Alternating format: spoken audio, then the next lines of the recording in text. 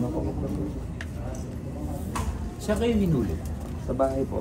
Saan ang bahay niyo? Caloocan po. Caloocan. Pero matagal na ginagawa niya extortion? Hindi po, no-comment na po. Malaki halaga? No-comment na po. Wala tayong magawa. Ayaw niyo magsalita, di ba?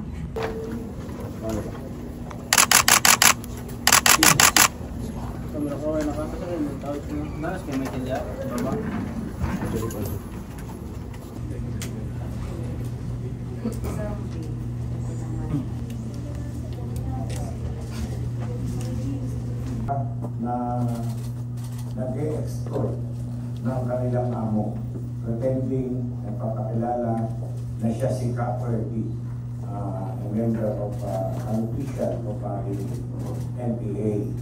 So since 2018, ine-extort niya yung sarili niyang amo. Yung amo naman sa takot sa buhay niya, nagpapasok ng pera doon sa ibinigay niyang